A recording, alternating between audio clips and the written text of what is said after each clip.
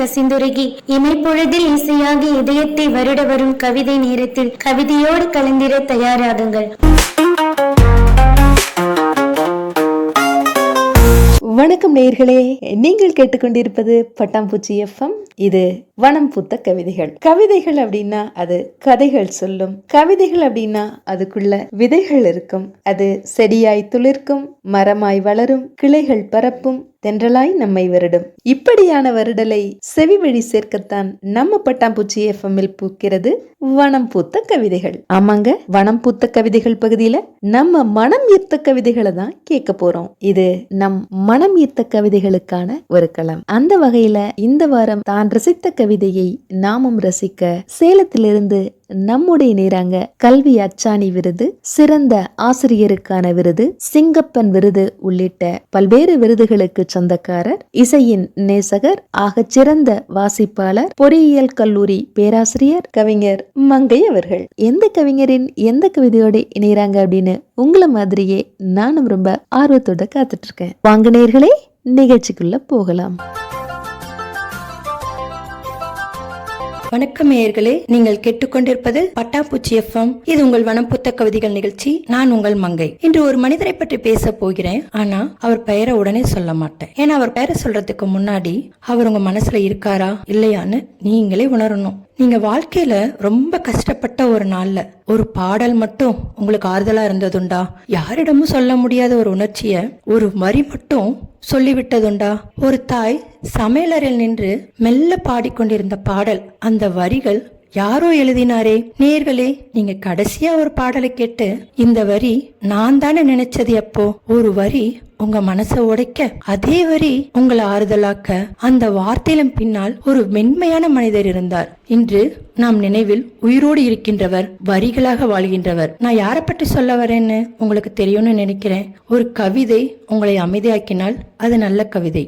ஆனா ஒரு கவிதை உங்களை நல்ல மனிதராக்கினால் அதுதான் நான் முத்துக்குமார். அவர் எழுதின கவிதை ஒண்ணு நான் வாசிச்சு காட்ட போறேன். உங்களுக்கும் பிடிக்கும் நினைக்கிறேன். மழை பெய்யா நாட்களிலும் மஞ்சள் குடையோடு வரும் திலகவதி டீச்சர் வகுப்பின் முதல் நாள் அன்று முன்பொரு முறை எங்களிடம் கேட்டார், படிச்சு முடிச்சதும் என்னாக போறீங்க? முதல் பெஞ்சை யாருக்கு விட்டு தராத கவிதாவும் வனிதாவும் டாக்டர் என்றார்கள் சத்தமாக. இன்று கல்யாணம் முடித்து குழந்தைகள் பெற்று ரேஷன் கடை வரிசையில் கவிதாவையும், கூந்தலில் சிறிய சீப்புடன் குழந்தைகளை பள்ளிக்கு வழி அனுப்பும் வனிதாவையும் எப்போதாவது பார்க்க நேருகிறது. இன்ஜினியராக போறேன் என்ற எல் சுரேஷ்குமார் பாதியில் கோட்டடித்து பட்டுத்தறி நெய்ய போய்விட்டான். எங்க அப்பாவோட இரும்பு கடையை பார்த்துப்பேன். கடைசி பெஞ்ச் சி என் ராஜேஷ் சொன்னபோது எல்லோரும் சிரித்தார்கள். இன்றவன் நியூ ஜெர்சியில் மருத்துவராக பணியாற்றிக் கொண்டே நுண் உயிரிலே ஆராய்கிறான். பிளைட் ஓட்டுவேன் என்று சொல்லி எங்களை தள்ளிய ஜஸ்டின் செல்லபாபு டிஎன்பிஎஸ்சி எழுதி கடைநிலை ஊழியரானான். அணுசக்தி விஞ்ஞானி ஆவேன் என்று நான் கவிதைகளை எழுதி கொண்டிருக்கின்றேன். வாழ்க்கையின் காற்று எல்லோரையும் திசை மாற்றி போட வாத்தியாராவேன் என்று சொன்ன குண்டு சுரேஷ் மட்டும் நாங்கள் படித்த அதே பள்ளியில் ஆசிரியராக பணியாற்றுகின்றான். நினைச்ச வேலையை செய்யற, எப்படி இருக்க மாப்பிள என்றேன். சாக்பீஸ்துகள் படிந்த விரல்களால் என் கையை பிடித்து, படிச்சு முடிச்சதும் என்ன ஆக போறீங்கன்னு என் மாணவர்களிடம் நான் கேட்பதே இல்லை என்றான்.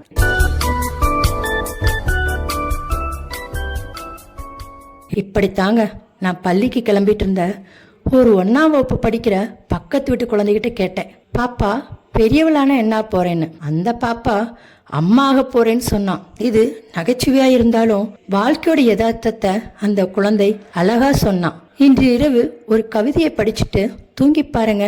நாளை காலையில உங்க மனசு ரொம்ப இலகுவா இருக்கும். மற்றொரு நிகழ்ச்சியில் மற்றொரு கவிஞருடன் சந்திக்கிறேன். உங்களிடமிருந்து விடைபெறுவது உங்கள் மங்கை. நன்றி. நேயர்களே, நீங்கள் இதுவரை கேட்டது பட்டாம்பூச்சி பண்பலை வழங்கிய வனம் பூத்த கவிதைகள். இந்த நிகழ்ச்சியை உங்களுக்கு வழங்கியவர் கவிஞர் மங்கை அவர்கள். தொடர்ந்து இணைந்திருங்கள். மீண்டும் இதுபோல் இன்னும் ஒரு நிகழ்ச்சியில் சந்திக்கலாம். இது ஒரு பட்டாம்பூச்சி எஃப்எம் தயாரிப்பு.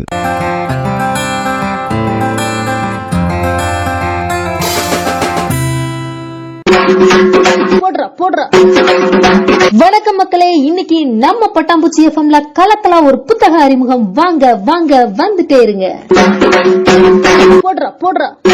வேணுங்கண்ணா, நம்ம பட்டாம்பூச்சியில இன்னைக்கு எந்த புத்தகத்தை பத்தி சொல்ல போறீங்க?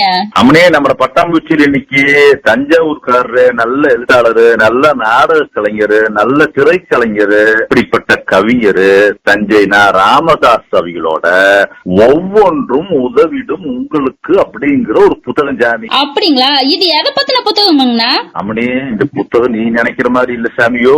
இது ஒரு வித்தியாசமான புத்தகம். நம்ம அரசு துறைக்கு பல டிபார்ட்மெண்ட்டுக்கு போறோம்ல, அவட தலைக்கு என்னென்ன கொண்டு போகணும், அதை எப்படி கேட்கணும், அதை எப்படி செய்யணும்னு நிறைய தெரியாத விஷயங்கள் எல்லாம் தொகுத்து ஒரு புத்தகமா கொடுத்துருக்காரு சாமி. சம்மு இருக்குது. நாமளும் நிறைய விஷயத்த தெரிஞ்சுக்கணும், அதனால வாங்கி படிச்சு போடலாம். நெசமாத்தான் சாமியோ, இது கேட்கறவங்களும் வாங்கி படிச்சு பாருங்க. நிறைய விஷயத்த நீங்க கத்துக்கலாமுங்க. சரிங்கண்ணா, இந்த புக் வாங்கணும்னா 99 44 57 06 61. சரிங்களா? ஆமாங்கண்ணோ, அதேதான். சரி, நம்ம வாங்குறதோட எல்லாரையும் வாங்க சொல்லிடலாம். ஆமாங்கோ, இதை கேக்குறவங்க பூரா நீங்களும் வாங்கி படிச்சு போட்டு ஐயாவிகளை கூப்பிட்டு 2 வாரத்தை மனசார வாழ்த்தி போடுங்க. அவ்வளவுதானுங்க.